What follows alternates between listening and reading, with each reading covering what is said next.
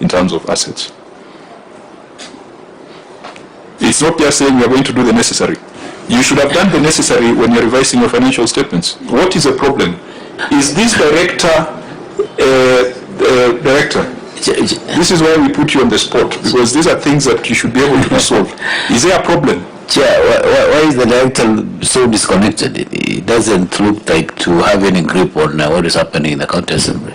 Or are we just receiving duties? No, Chair. I have understood the query, and we will amend the financials to insert the 374 million as our opening balance.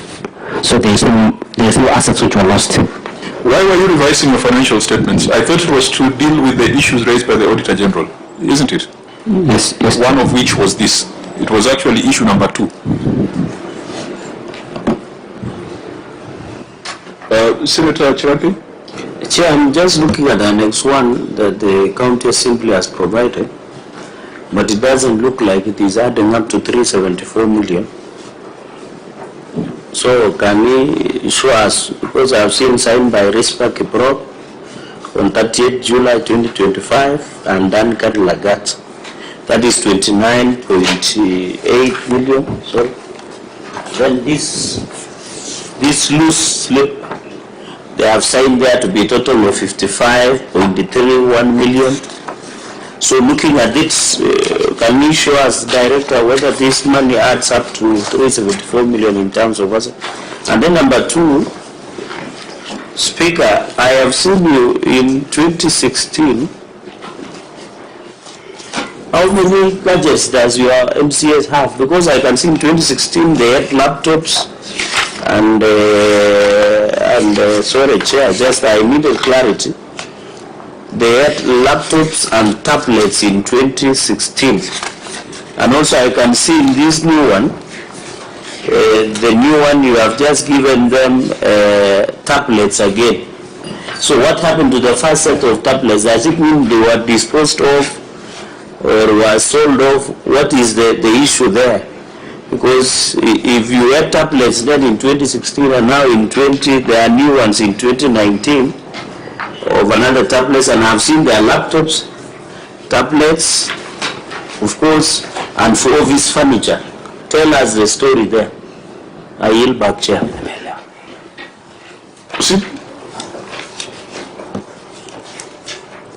Director, you can answer the first part. The first part. Let's Director start first. Chair, the assets, the listing of assets actually sums up to 374. The one for 29,893 is for Annex 2, which is the next question. But Annex 1, there is assets from, there is an additional appendix for asset for 2021-2022. There is an asset for... That is 100 million, this one. That's... The loose leaf is 100 million. The loose leaf is 21-22, 311,195. And another one, 13 to 2019, 100 million, 455, 780 and 12 cents. I'm looking at where you signed here. Chair, by Susan Yatit is 100 million. through the chair, the first page, there's 2021-2022, there's a figure of 55 million, correct, 311, and then on the last page of 100 million, 455, 780. In this loose leaf, it is over 155 million. Yes. This next one, Director, proceed. The next one is 21-22. There is a figure of 57,493,144 shillings, followed by 1920, financial year 1920. There is a total of 16,770,283 and 96 cents, and 24-25. No, sorry. Yeah, I think that those I teach. Susan Yatich is our procurement officer. Is she here? No, she's not there. Well, you know, he thinks that senators are busy. That's why he's throwing figures all over. Because the first page I have here, Chair, is signed by Susan Yatich, is 112 million. Then you go to asset register, you run through. The final there signed by Kitaria Kipto and Susan Yatich, 32 million. I'm still on Annex 1, and then on Annex 1, the next is 112 million. So why this unneatness?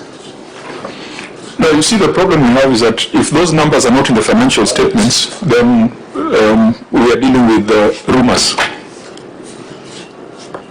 Those numbers should be in the financial statement. Yeah, because right now we cannot be doing the audit now. We would deal with them if that number was a balance carried in the financial statements. Now, when you go through this, also, I was asking myself, there are two things that a county assembly must capture as an asset: the residence of the speaker, if you have one, and the chamber. Definitely every assembly has a chamber. Is it captured here in this listing? Yes, it's captured. Where is it, and how much is it valued at?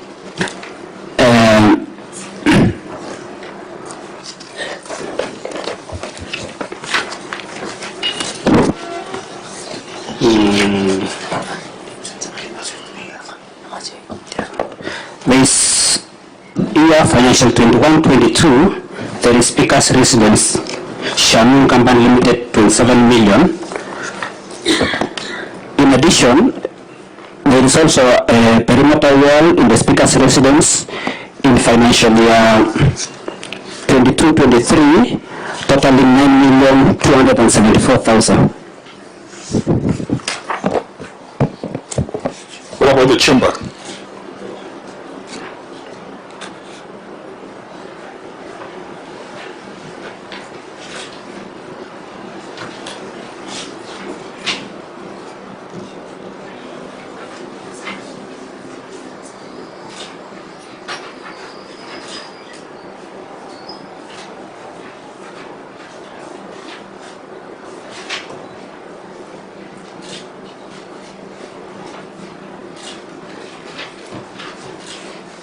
Is it there? Because I've just seen Cabro Works, but not the chamber. Chair, financial year 2021-2022 in the listing of assets, there is chambers done by Swift Builders of 50 million. So that's in... And also there's a 50 million, yes. 50 million? Yes, Chair. Okay, so I think we've established that you didn't do the right thing professionally from an accounting perspective to bring forward those balances.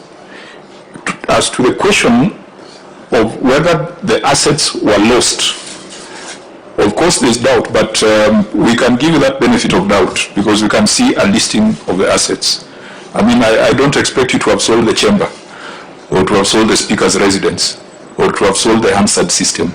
So please just make sure you do the right accounting treatment of some of these assets so that we dispel that notion. Someone sitting somewhere reading this without the benefit of you appearing before them could conclude that you stole assets worth 374 million. That's why the right accounting treatment should be done. And really that should have been arrested when you did your revised financial statements. I don't know why you didn't deal with that. So, Auditor General, we can keep this in view just to make sure that even when they revise their financial statements, the balances carried forward can be supported by a schedule so that we know that they are real assets. Thank you, Chair. Of course, depreciation is going to kick in. I think that would be another issue that is coming up as inaccuracies in financial statements where you did not check depreciation, but we'll get to it. Trade and other payables balances. Auditor. Thank you, Chair. That is number 3 of our report. It states the statement of financial position reflects trade and other payable balance of 48,956,364 as disclosed in note 14 to the financial statement, which includes trade payable balance of 29 million. However, review of the supporting schedule revealed that the balance of 29,893,156 was misclassified as they relate to employee costs. Further, management did not provide invoices, delivery notes, creditors control ledger, and requisition files to support the balances. In the circumstances, the accuracy and completeness of the trade and other payable balance of 29,893,156 as at 30th June could not be confirmed. Thank you, Chair. County Assembly. Thank you, Chair. The management has noted the misclassified employee costs of Kenya shillings 29,893,156 and has amended the financial statements to correct the misclassification. Accordingly, the management has provided supporting schedules of Kenya shillings 29,893,156 and Kenya shillings 48,956,364 as attached Annex 2. Auditor General. Thank you, Chair. Looking at the revised financial statement in note 14, under trade and payables, the misclassification was rectified. However, the trade payable now amounts to 19,062,207, while the employee payables is now 29 million. However, from the review, since the reclassification, the trade payables have not been supported. The 19 million. Yes, Chair. Yes, Speaker, that was a specific query because the auditor said the invoices had not been provided.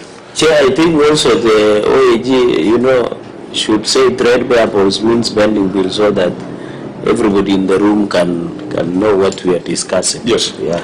So you have pending bills of 19 million, but there were no invoices, delivery notes, creditors control account, requisition files, etc. to support the balances. Director. Yeah, Chair, the 19 million, it's true we have supported the 29 million, which is the employee emoluments. However, also in the schedule in the Annex 2, there is also a figure of 48,956,363 and 25 cents, which include employee emoluments and trade payables. And which if you combine if you have the two, if you subtract to 29, you'll get a 19 million. So we have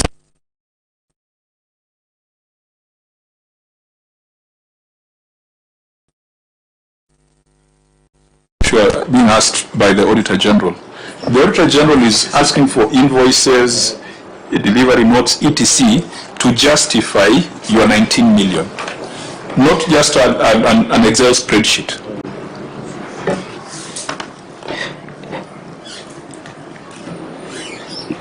Chair. Auditor, did you ask for that during the time of audit? Chair, we did, and that's why we realized that in our original financial statement in note 14, the trade payables were reading 29 million, which included employee payables, which now they have revised, and the trade payables, which means pending bills, now in their revised is 19 million, which have not been supported with invoices. And even looking at the schedule, there is no mentioning of the contractors or the suppliers who have done the deliveries. So we have not seen any support. Thank you, Chair. Chair, maybe I know Senator Katai had asked this. You know, misclassification is what we call basic errors in accounting. Director, do you want us to still believe that you are a member of ISPAC with good standing? Because if such small errors cannot, number one, the issue of misclassification, because those are basics. Number two, Speaker and your team, you know, audit is a process, it's not an event. There is a management letter, the entry, the exit meeting. Do you, this OAG, these matters, you raised it in management letter to the entity? Yes, Honorable Member. Yeah. So, Chicha, it looks like we are doing audit because if you're asking them whether requisition files were requested, invoices, delivery notes, creditors control account, requisition files. So the question is, where are these documents, Director?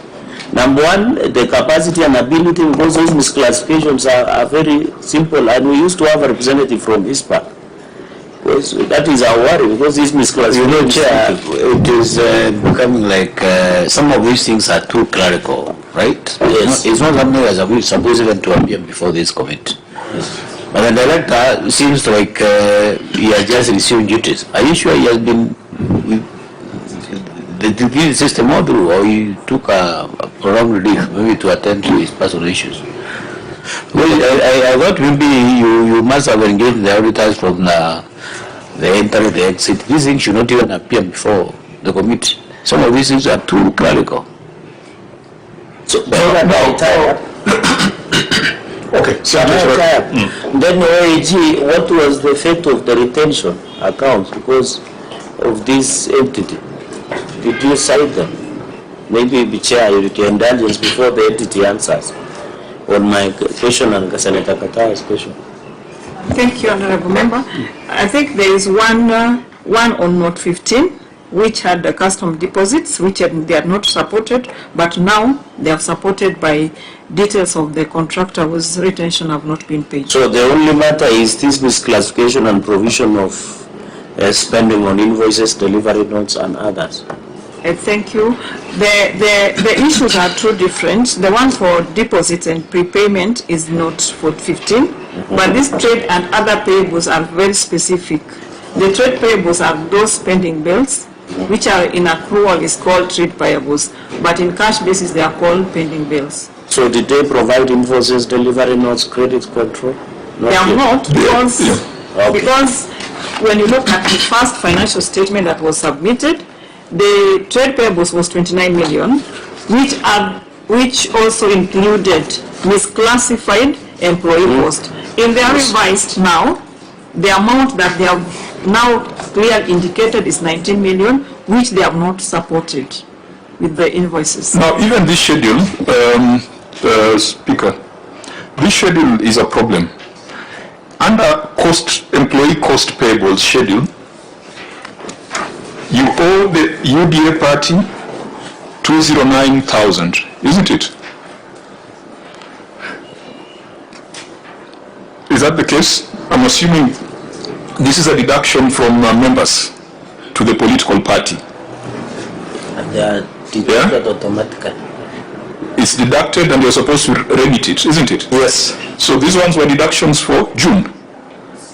That's why they're here. Yes, for June. That was June. Yes. So PV number 3802, 209,000 UDA party contribution. You have it under employee cost payables schedule. When you go to other trade payables schedule,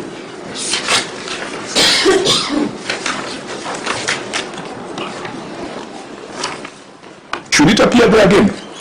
That's why we are saying this one is all trade payables schedule. It includes the employee. Yeah, it includes the 29. Yeah, but you should have separated the 29 and done a different schedule for the 19. And that's what to make life easy and then provide the invoices. I agree with you, Chair. This is a minor issue that should not be here. And perhaps if you can give the director a day or two, we'll be able to separate and keep without the invoices. Yeah, because now you are causing us to do unnecessary work. We are sorry. Even in your revised financial statements, you have not aged the debt. So we can't tell whether it's all current debt or some of them have been carried forward. I'm looking at your note 14, and it's very, very clear that you're supposed to age your debt. It's not there. So we are doing guesswork because you're not doing the right thing. So how old is your oldest debt?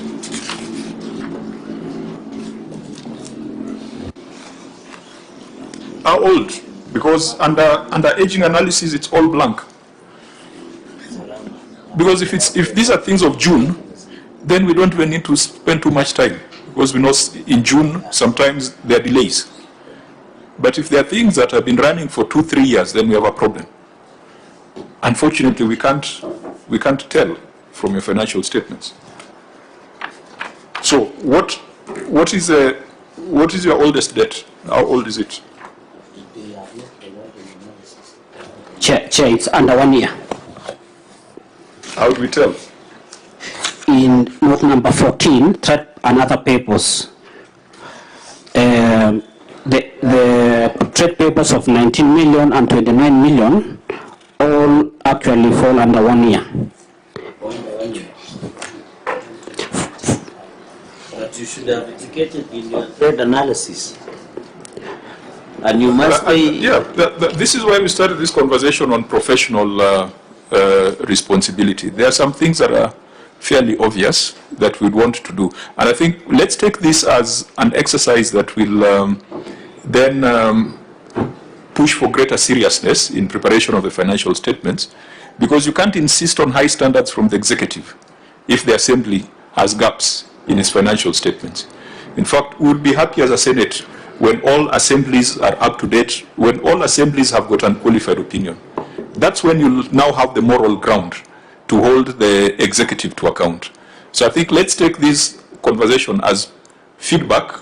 Let's take it positively. I don't know whether we should report your director to ISPAC at this point, but let's go through. But I hope you're taking note of some of the small things that... I'm taking note of them, and we'll deal with it administratively. Chair. No, don't threaten him. No, you have not even... Just take the feedback, but don't threaten director. Chair, now since the county assembly normally appropriates funds, the speaker through the chair, you need also to give us the payment plan, because if it is under 1 year, I know maybe you have done supplementary yet to do it. So you must give us, chair, as you give direction, to give us the payment plan of this 19 million. And make sure you pay UDA money. You know that's the ruling party, and we need the party to... The one for UDA has been paid. It has been paid. Yes, that's very for good, the month well of June. done. I think my questions will end there. No, I think what must be paid first are things to do with the employees' benefits, SACCO, pension, and all those things. That should be the first charge. Chair, we don't have... Actually, it's not council for Let me UDA. confirm that. He is not in the list of the councils for UDA. He can't purport to correct levies for the party. I think as a matter of emphasis, because it's a debt, and Senator Sifuna knows that political parties are important.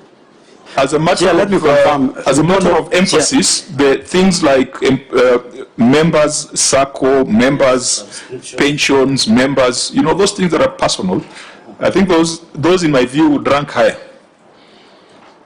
Yeah, if you can confirm this for June 2025, and we have paid all of them. We don't owe any political party.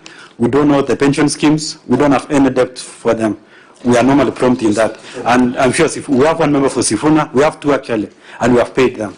But we don't see them on this schedule. Can you demonstrate to us where that debt is?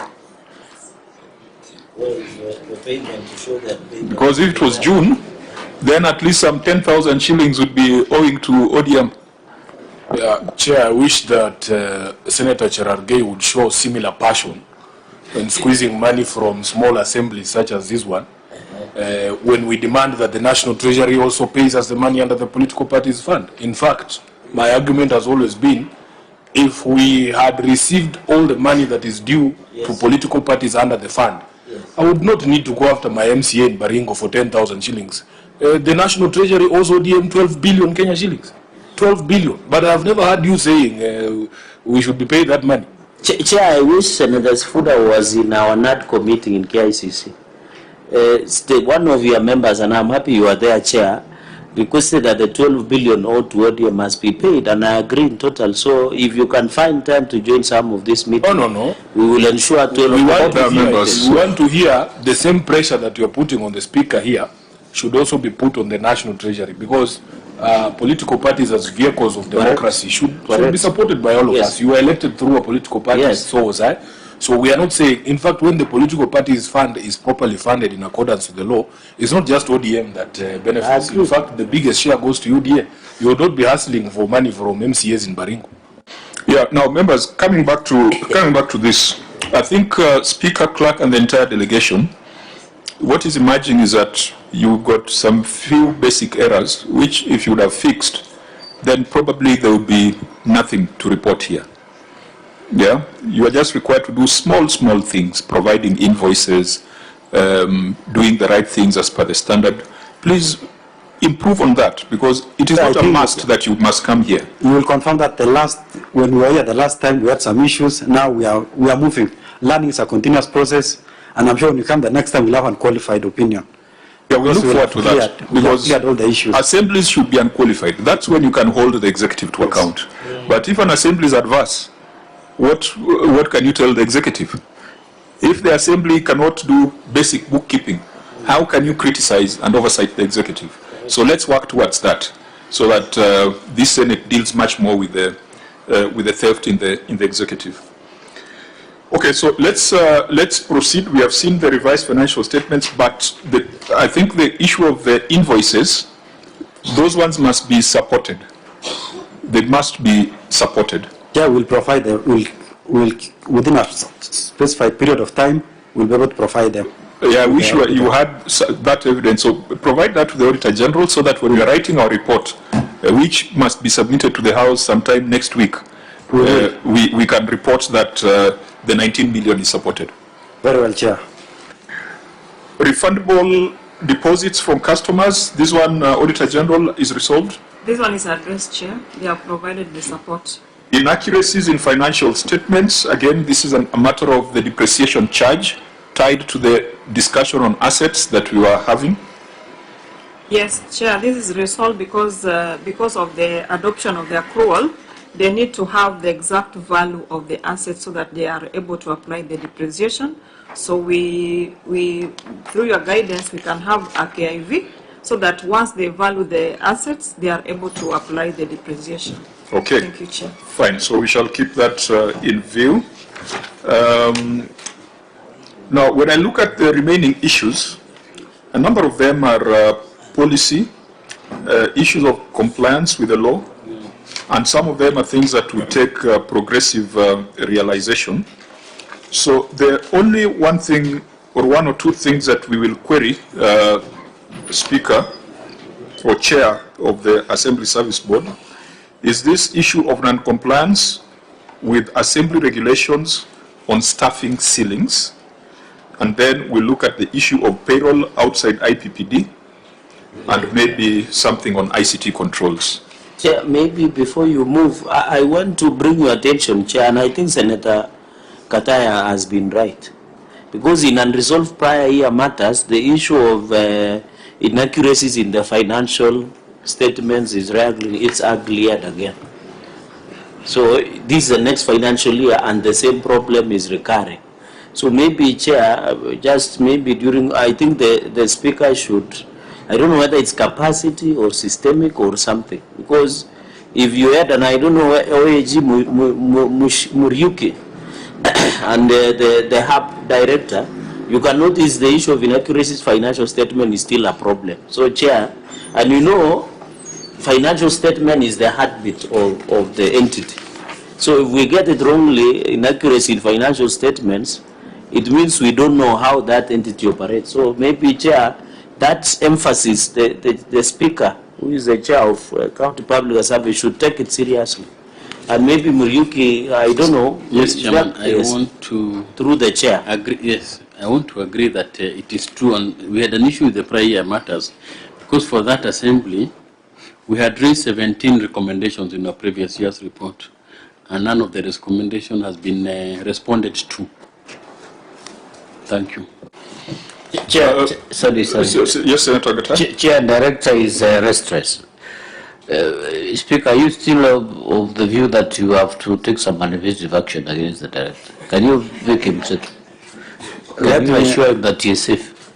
Let me confirm that we are not going to take, we'll take this as the Chair has advised, that we take this as a progressive issue, advice, and how we are going to deal. Perhaps since we are all here, I'll tell him he has some 6 months or 12 months to clear whatever that has been said, so he's safe at the moment. That is a threat. I think we need to be clear that when we say administrative action does not mean sacking somebody, because administrative action can even be training. Yes. Administrative action can even be just a warning letter. So you don't need to go for the nuclear option. That's the last option. Yeah. So let it not come out from the Senate that we have recommended termination. No. Chair, is the Speaker allowed to reprimand the officer in our meeting? Because that is what he has been doing. He should be careful. I'm sorry, Chair, let me withdraw if I sound administrative action, Speaker, should also be documented. So when we'll be doing our follow-up, we will be asking you to provide documentary evidence. Yeah? Yes, Speaker knows it's up to withdraw. I think you have put it very correctly, and you said it could be even retraining. You know, you can spice up his capacity. Maybe it's not about sacking, it's not about worry, it's not about anything. So you have to withdraw, Speaker. You are safe. You know you are going for a parliamentary seat, so you have to be a bit. Okay, I was not aware of his political ambitions. Chair, I think Senator Kayata is misleading this because we have had him telling the Director within 6 months. So, and Chair has directed that if he needs to take any action, including retooling, retraining. That could be retraining. No, I think let's leave that to the Assembly Service Board as HR policy responsibility, isn't it? We have. Yes. So you are probably the Chair. So as a Chair of the Assembly Service Board, when you say administrative action, you've got different tools available to you, and perhaps it starts with building capacity rather than termination or threats. Yes. Yeah.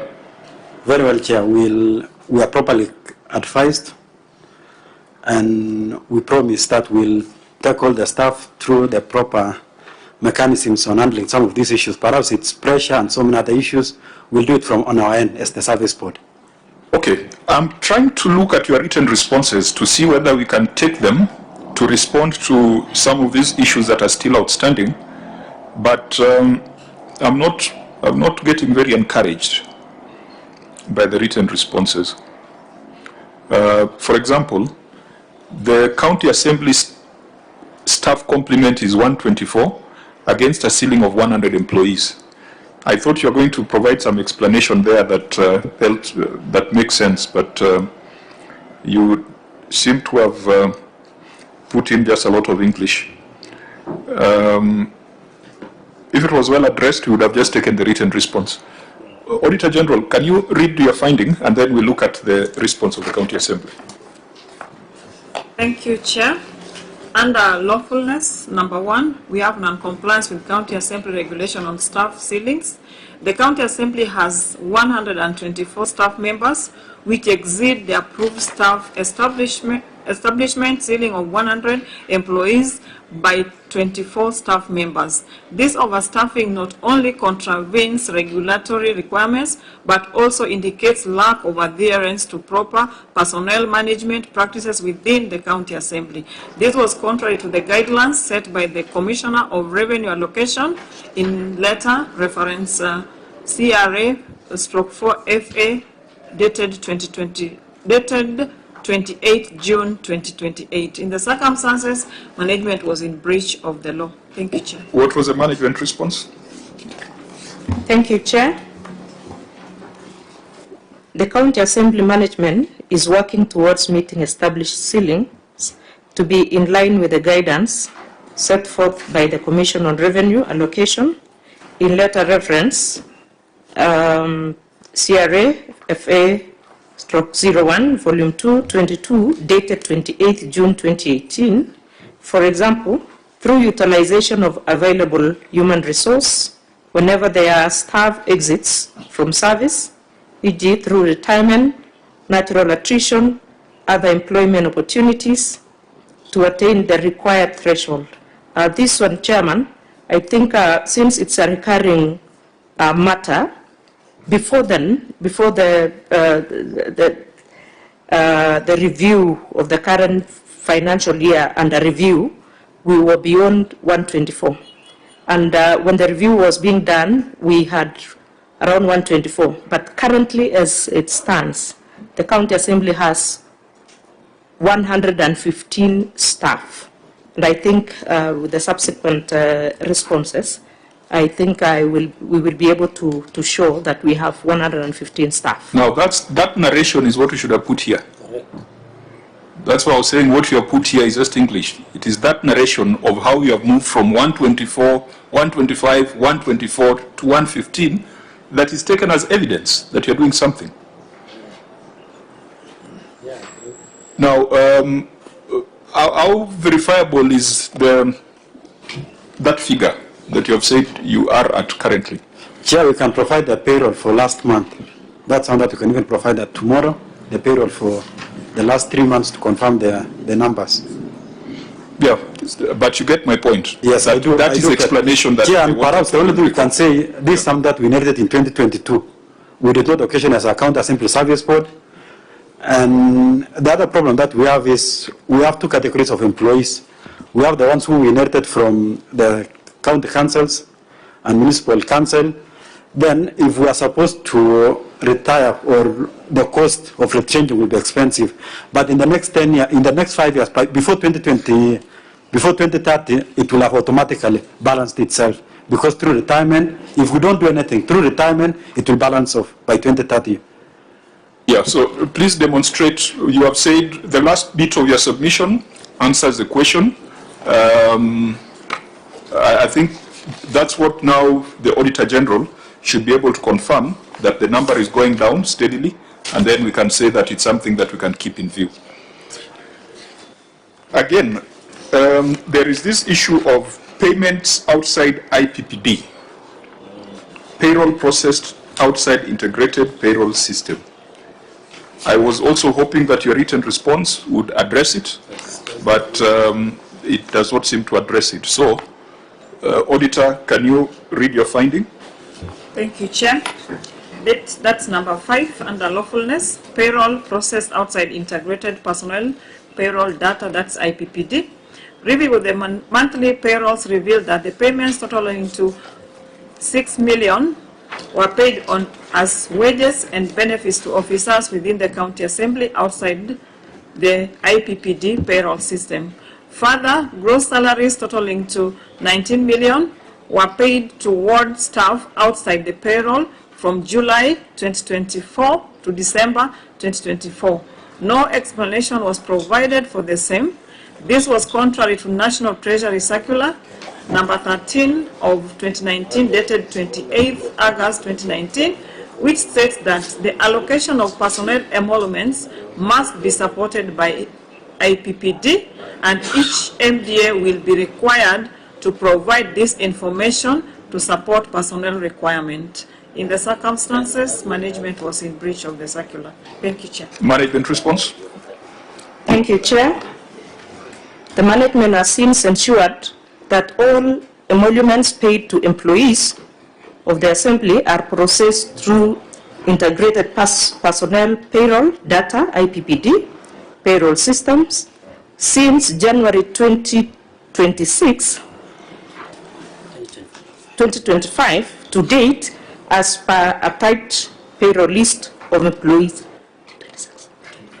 If that was 2025, then that was during the audit period. So, Chair, in Annex 4, I want to confirm... Is that 2025 or that's 2026? 2025. Since January 2025. And the auditor came to the county in September 2025 and still reported that you're paying outside IPPD?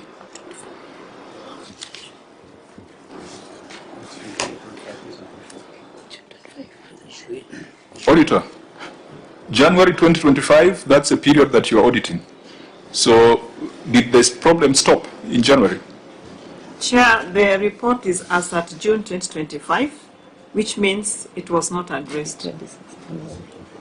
So Speaker and Clerk, I mean, it's a small thing. If you started in 2025, sour. If it's 2026, you also just say, but... Chair, we started in 2025 because I remember in 2020, we gave all our MCS deadline of December 2024 to ensure that all the award staff and even they themselves clear out for their former employers so that we migrate to IPPD. And since January 2025, we have not paid anybody outside the system. Okay, so Auditor General? So perhaps it could be the period between July 2024 to December 2024. That would be where we had some employees who were paid outside the payroll. Okay, because I see the date cited here is from July 2024 to December 2024. Correct. So that could mean that you queried the 2024, the first half. Yes, Chair. So you agreed that that was the case, but now in the second half, everyone was put in IPPD. Yes, everybody is in IPPD. In Baringo, 100% compliant. How practical is it, including these people that MCAs hire in the offices? That's something I remember because it was a fight. Most of the MCAs were saying we cannot comply, but we stood a service board and said we cannot be coming to the Senate to answer questions for payment outside the payroll. Some of them resisted, but with time they had to comply because we didn't have another window. So even those employees are Yes, in IPPD? all of them. Right now? You can see, I can take you to the schedule for schedule Annex 4. Look at the salary for February 2026. I'll take you to the summary where it's MC and Speaker, we are 46, external board members, 2, permanent staff, those are employees, down I was telling 115. Contracted staff, those are the part-time staff with the Speaker, 6. Ward staff, 133. All of them are on IPPD. When they are on IPPD, it means you are able to enforce minimum salary? Or it takes whatever salary you throw at it? No, we were able to be ingenious so that when we were preparing the salaries, we were able to look at what was in the system and we advised the MCS to adopt those to be the salaries for them. But there's still a challenge. I agree with you that automatically... So even this security warden 3, Mr. Andrew Kipruto Seur, entry number 302, where you are reading the summaries. Yes. Because I want to understand how you do it practically so that we can guide other assemblies. Speakers have sat there and told us that it's very difficult to do this for ward staff. Because a security warden, in reality, in a rural county like Baringo, you probably want to pay them 15,000. If you pay them 15,000, they're very happy. But now when you bring them onto IPPD, you have to pay them the minimum salary for that grade, isn't it? I think the problem is most county assemblies don't want to comply with the circular from CRA, where an MCA is only required to have 3 members of staff. For us, we complied with that, and if you comply with the 3, you'll be able to deal with it. Because when you take the 3, you'll have a ward manager, a driver and security. That's how you comply with it. Yeah, because some MCAs, what they do is to split the money. Yes, that's they what want the to hire problem 10 is. people. Yes, that's what the problem is, that you get 10 people pay each, and everyone them 5,000 or 6,000. Yeah. Yes. But if you strictly comply, it's possible to be in IPPD. It's possible to be in IPPD. So then I think, Secretariat, in terms of recommendation on this, because it's going to come up in other county assemblies, we'll take the Baringo case study it's possible that... You can tell them to come for benchmarking in Baringo. Yeah, at least there'll be something good to come and see. Yes, Baringo is number one alphabetically. We are district number one. We are still number one in so many other things. Well, I hope your governor would also come before us and tell us the same. Because tell us if he doesn't come, you can deal with him down there. Yeah, that one you should. Do you think your governor will be comfortable for us to visit the hospital? You don't need the invitation from the governor. You just need to write to us that Assembly will take you to the hospital. So when we come, you will accompany us to... Yes, we are leaving personnel there to take you to the hospital. Okay. I think that that is assuring that you have been able to achieve that. There were I think there was something on assets.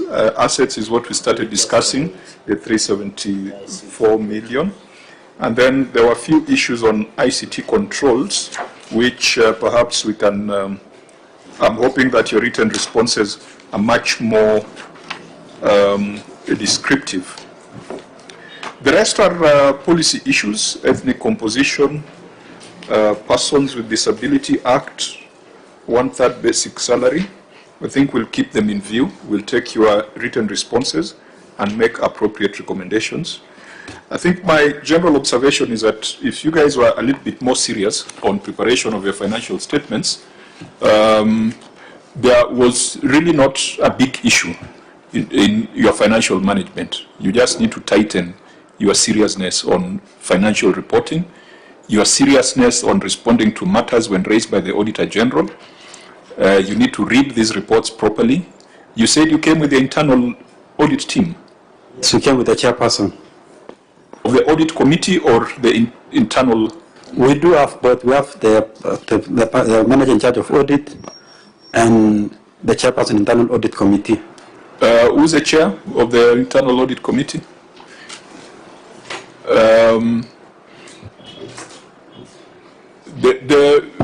Is this the one chaired by an outsider? Yes. Okay.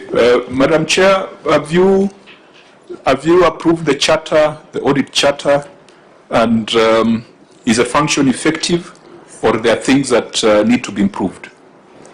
Yes, Chair, we sat and reviewed the port charter and we have presented for approval and ready for implementation. Has it been approved? Yes. Okay. Fine. So, because if you have a charter, if you've got a functional internal audit, department, then some of the things we are seeing here should not arise. I hope that next year the conversation is going to be different. That we'll be discussing how assemblies need to be strengthened, the laws that we need to change, instead of discussing small things around assets, things that could have been managed at the time of the audit. Also take seriously the contribution by the OAG that they sent to you a list of items. Just put it again on record, Patrick. Thank you, Chairman. Arising from the report of this committee on the report of 2023-2024, we had identified 17 recommendations which were circularized to the entity. But as at this week, Chairman, we had not received a response on what the entity or what the county assembly had done to implement those recommendations of this committee. So we want to call upon them to respond so that as we write the report for 24-25 and as we deal with the paragraph on prior year matters, then we'll have something to say. Thank you, Chairman. Speaker, you need to give directions on that. Thank you, Chair. The clerk informs me that she has responded to the same, but since it seems there's a problem in terms of the communication reaching from this side to Nakuru, from Kabarnet to Nakuru, then you can give us time, we facilitate, we can send through the emails or any other means so they can have a look at them. Yeah, take it seriously. Yes. And see to it that your next audit report, it is not abnormal to get an unqualified opinion. That should be the norm. Yeah, so I can see that it's possible for you to get that. So please, let's see some improvement. I'll be very happy for you to be there so that you can be a point of reference even for the executive in Baringo. Unless there's any other business, Senator Baringo, any comment?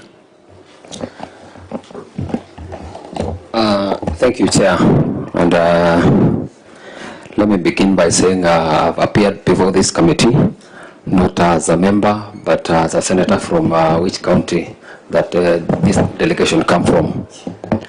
And I must appreciate this delegation from Baringo for showing up before this committee. It is quite encouraging. And for the records here, I'm told our governor has been summoned before this committee several times, but he has been disappearing. And Chair, as you have said, that you will use even the police to make sure that the governor for Nairobi appears before this committee.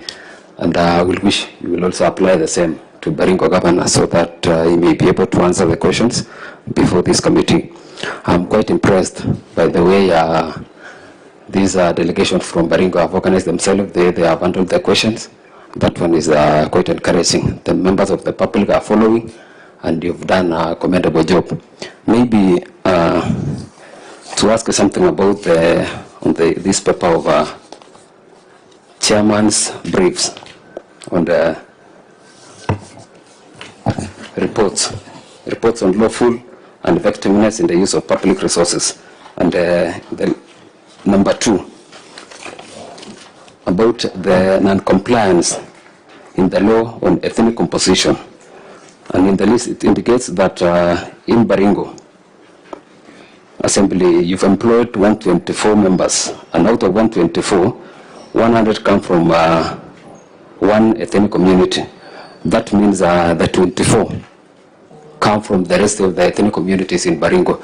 And I wish to know if these employees you were inherited from the previous assembly, or they are the one you hired. And again, for the benefits of future, in Baringo we are about to employ our county service board, and it is my prayer that the same thing will not happen in the upcoming list of member of county public service board that you are about to employ. So I will wish to know whether this list of employees, were you the one who employed, or you inherit from the previous assembly? Thank you. Mr. Speaker? Chair, before the Speaker responds, let me enter into the kitchen arrangement for Baringo. I know Baringo, when you talk of one ethnic group, are you talking of Samor or Arol? I don't even know. It is how it is indicated in the list, that it comes from the one ethnic community. I'm yet to find out whether they come from Samor or Aror, because we have several ethnic communities in Baringo. And in the paper, it indicates that 100 come from... Or the other team from Rabin. What do you call that team? Lembus. Lembus, they are Turais, and whatever. So I wish to know these 100, which community are they coming from? Because I'm interested in this one, because I also come from the smallest community in Baringo. Okay. So it is likely my community is among those who have been abandoned in this. The ones that are sharing 24. Yes. Yeah. Speaker. Thank you, Chair. Let me start with the last question. That the 124 or the 102, the problem is that when it comes to classification, the Lembus, Samor, Aror are classified as one community, the Tuken. But in the reality, even the Turais, they are classified as Tuken. But in reality, they are distinct communities. If indeed we are supposed to be classified as separate communities, then we'll be compliant. We will be compliant because we have all the ethnic communities. We have the Turais, we have Keben, we have Pokor, we have Aror, we have Samor, and Lembus. And now, to come to the issue of when did we get this staff, since 2022, we have not employed any member of staff. We inherited this from the first and second assembly. And just to add that, some of them were working in the previous or in the defunct county councils and municipal councils. And we are even asking, because we still have serious shortages in the assembly.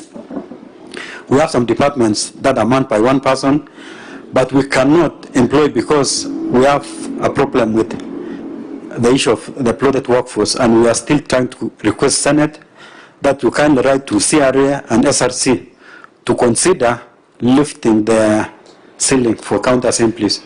Because if we don't lift the ceiling, it will reach a point where county assemblies may be crippled. And the other issue is, like personally as a speaker, each and every time I come here, I'm being asked the question, when are you going to reduce the number from 124 to 100?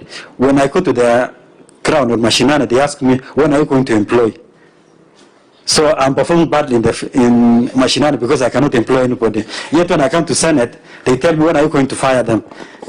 So I'm between a hard rock and I'm between two hard rocks, so I'm wondering what to do. Because if I become compliant with the Senate, I become unpopular in the Crown. If I go to the Crown way, I become unpopular in the Senate. So kindly talk to the SRC and CRA so that they also consider that. The other issue is the issue that Senate has brought, the Public Service Board. It's true that we are going to approve. Actually, on Wednesday, we are going to have this, to fed the selection panel for County Public Service Board. And part of the issues that we are going to tell them is to ensure that when we are going to appoint the 7 members of County Public Service Board, they ensure that we have all the communities in Baringo, including the minorities. Yes, because as a county, we need to be seen to be moving as one community and as a people, so that we don't have any other community feeling left out. Thank you, and finally, through you, Mr. Chair. Finally, you know, these people come from Baringo, and I know almost all of them. I can see my MC from Eldamaravin, the clerk, the speaker, and the member of Public Service Board. And I know you are operating within the same circle with our governor. Please, when you come across him, anytime you meet him, you inform him that he is needed by this committee. And the committee is about to deploy police officers to bring him here so that he may be able to answer the question that is needed. Thank you. Thank you for that emphasis. Yeah, maybe to respond, the issue of oversight is a shared responsibility between county assemblies and Senate. And I wish we could have one discussion on this issue, that if they fail to appear before the Senate, then we can assist you to bar governors from accessing the offices, because you cannot get them. Then we can get them, we bar them from accessing the offices at the county headquarters. Then we'll be able to ensure that, because they will not have any other place to run. Because if Senate and the county assemblies are speaking the same language, then governors will not have a place to hide. Because they cannot hide in Mashinani, we'll be there. They cannot come to Nairobi because you'll be there. And that way, oversight will be done. Yeah, we must. Chair, I think the speaker has brought it so well. Eh? You know, you can initiate even an impeachment motion under that arrangement, right? So when the governor fails to come and account for money that has been allocated to him, you know, the primary responsibility of oversight lies with the county assembly. Right? We can always easily strip the evidence of the invitation and the summonses that the governor has defined to honor to this committee. Under those obligations, then you can initiate a motion of impeachment. Because if the governor cannot account for billions of money that is being given by the Senate, then you have no business as the county assembly not to. I mean, you have a lot of business as a county assembly not to make him appear before the Senate. I hope very soon we are going to see somebody initiating those motions of impeachment for the governor who doesn't want to appear before this committee. It's an obligation. It's not a favor. That's a constitutional mandate. Chair, I think from where we are seated as a county assembly, we are not aware that our governor has refused to appear before this committee. But if the Senate can write to us formally, so we don't take it to be personal or a talk, then we'll be able to do something about it. If Senate can write to us officially that we summoned your governor on this day, we should summons on this day, he has failed, then I'm sure we'll do something on our end. It's but it's an impeachable. It's an impeachable conduct. So when we do our report by 31st of March, we'll also list the governors who have refused to appear, and then the members of county assembly can take the necessary steps as dictated by the situation. So but for us to do so, the county assembly, your account should be clean, your report should be clean, and that's why we are addressing you as a big brother without any friction, that we want you to go back and strengthen, tighten the small things that are causing problems in this report. Because if your hands are clean, then you can deal with the executive. But if you are also having problems, then you are all in the same WhatsApp group. So we look forward to an update in the next 60-90 days within the implementation time frame, and we hope that you'll have taken the necessary administrative action, necessary corrective action to ensure that the money assigned to the county assembly is properly accounted for. Unless, Speaker, you have something you want to raise in closing before we adjourn? Thank you, Chair. Thank you for the interaction with this committee. It has been friendly. We felt it's more of an advisory because, and I want to confirm that we appeared here in 2024, and from that interaction, we have reduced the issues from, at least for the first time, we'll confirm that the issues are issues that are more or less clerical, and which I'm sure from the advice that you have given us today, we are going to achieve unqualified opinion. Secondly, Chair, we have also progressed because in 2024, we didn't have unqualified opinions, but in some of the funds that we manage, through the advice from this committee, we now have unqualified opinion. So we know this is something that's achievable, that if we're able to get unqualified opinion in the funds, then I'm sure for this one, if we do that, if we rectify the issues that you have raised, then when we come before you next year, it will be unqualified opinion, and it's our wish as a county assembly, being the first county alphabetically, and being the district number 1 for a long time, we're also going to be the first county assembly to maintain the standards and have unqualified opinion. And finally, because I'm in the Senate, and the role of the Senate is to protect devolution, when I'm seated here, I feel that we are in the right place. It's our wish that you also consider extending or increasing the funding to county assemblies. In where I come from, we don't have enough seats, we don't have enough tables. I wish when you consider county assemblies, you also tell your colleagues in the finance committee to consider improving county assemblies so that we also have state-of-the-art equipment and boardroom like this one. Because at times, some of us, we do it under trees, at times because of shortage of funds, or a committee has to wait for another one to finish so they can occupy the same boardrooms. It's our wish that we be considered, because county assemblies, just to say that if county assemblies are strengthened, then devolution will be strengthened. And one of the ways of strengthening devolution is to ensure county assemblies are well taken care of. We also want to thank you for giving us autonomy. That's one of the ways of ensuring that county assemblies become independent and provide proper oversight. Thank you, and we wish you a nice afternoon. Well noted, Mr. Speaker.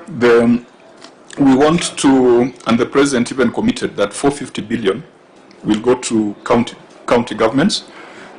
As the allocation increases, there should also be a proportional increase in what goes to the county assemblies. Because when there's more money involved, you require greater capacity to oversight, to plan, and to budget. So, and this is why we told one of your colleagues last week that we want a meeting with CAF. We want a meeting with SOCAT. There are a few outstanding issues, but we want to agree between CAF and Senate how to pursue some of these things. There are issues around ceilings for county assemblies. There are issues around the development taken by some county assemblies. When I was looking for your chamber in this asset register, your chamber is valued at 50 million. And I know there are some counties where their chamber is valued at 500 million. So you see that stark difference between counties. Think Kakamega are doing a chamber at almost 498 million. You are at 50 million.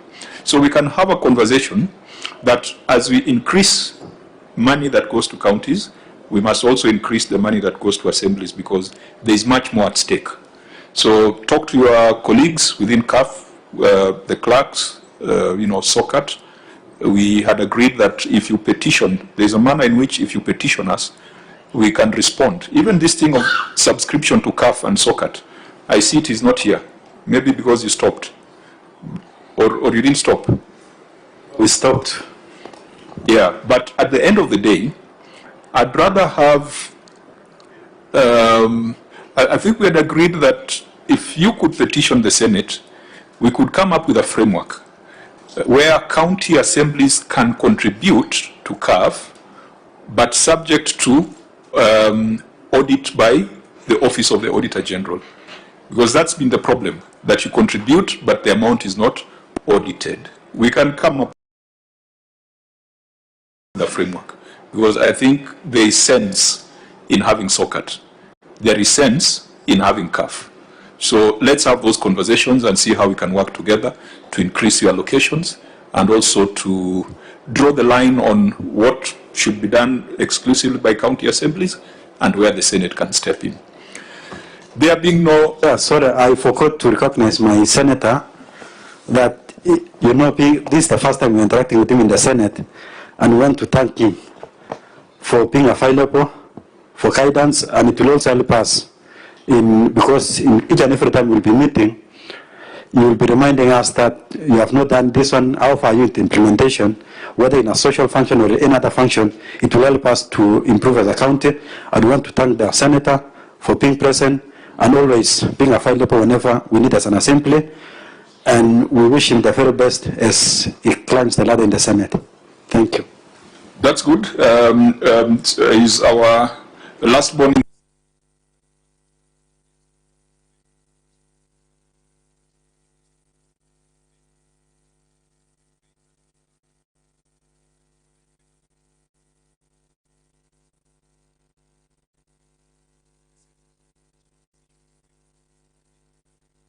A good decision as a people of Baringo. The meeting is adjourned. We meet tomorrow at 9:30. We wish you safe journey back home.